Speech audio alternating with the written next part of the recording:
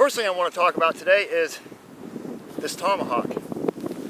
Yeah, I use an oyster shell. I use an oyster shell for the blade.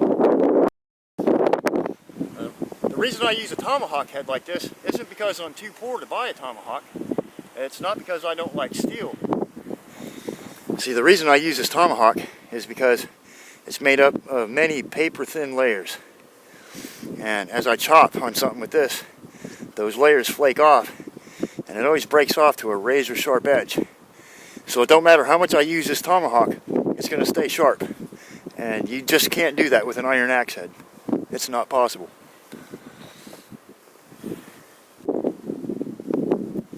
So that's why this axe head is way more valuable than an iron axe head. It's because it's self-sharpening. I don't have to do anything to it. The next tool I'd like to introduce is this stone knife. Yeah, it's really old, really traditional, and to me, I like them better than iron knives. And I'll explain why that is in just a moment.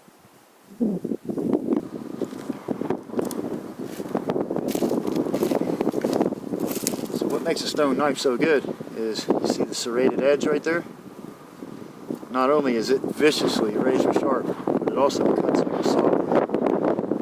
So that enables me to do a lot of jobs that I normally wouldn't be able to do with just a regular knife. For instance,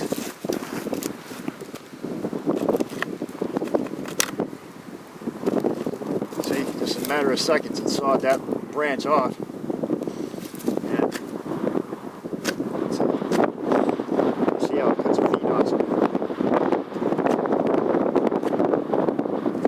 This tool will cut bones, it'll cut leather, it'll cut meat, it'll cut anything you want to cut. And do all those things with a knife.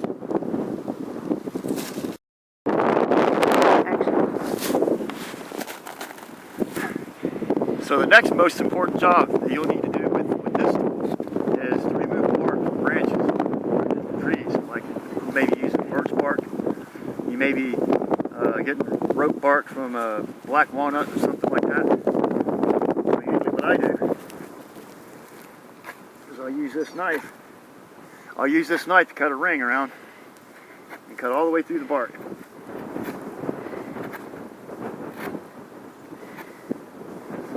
Then I use this knife to make a single slice.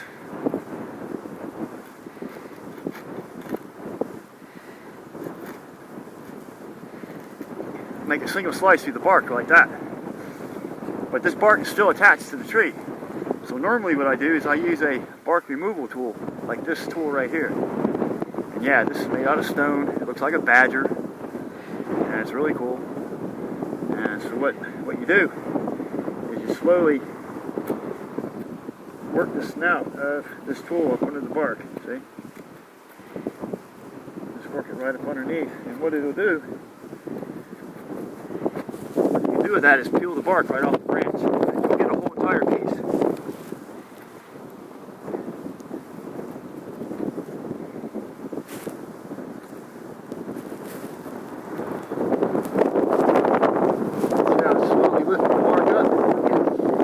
Try this with a knife. The tip of the knife will cut through the bark and you'll ruin the piece of bark you're trying to get off. This is a wedge shape on the top.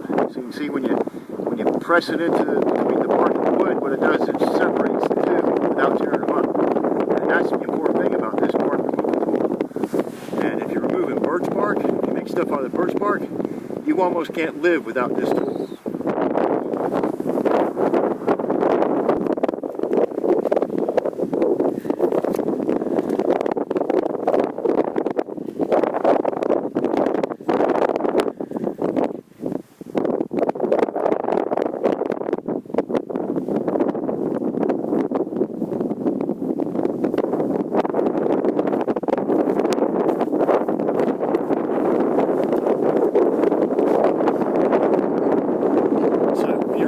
Sub-Arctic or in these frozen areas like where I'm at right now, where there's just fields of snow everywhere, you've got to get your equipment right the first time because it can mean a matter of life and death.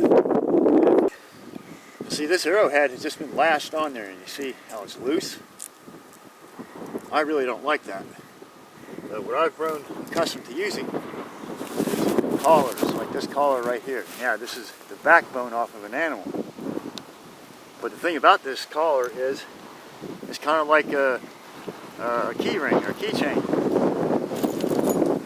You know, the ring on your keychain. And no matter how hard you pull on this, it won't open up. It won't pop. It won't explode. If you use it for a collar to contain something, it'll hold really good.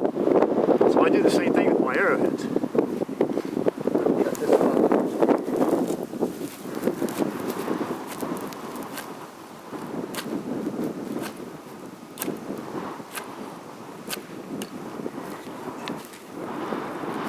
Get that stuff off of there. And then what I do is I slide that down over top of my arrowhead, arrow shaft.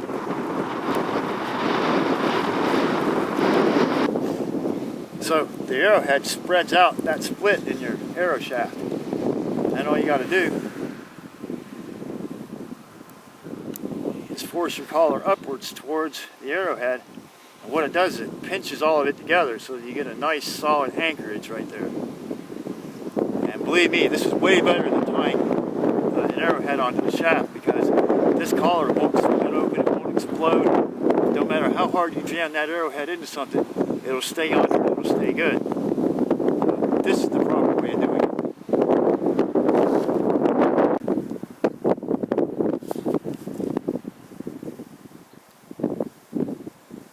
So those are 3 very ancient bushcraft tools that I've taught you how to use. And they're better than anything else out there. I use them all the time myself, and I'm very proudly sharing with all of you guys. We still use them today because it's just the best of the best. There are no better methods than what I've just shown you. So those 3 ancient tool techniques that I just showed you evolved somewhere in the 23,000 BC era, which is, yeah, very, very old. And I use them all the time because they're the very best of all the tool making techniques that I found to exist.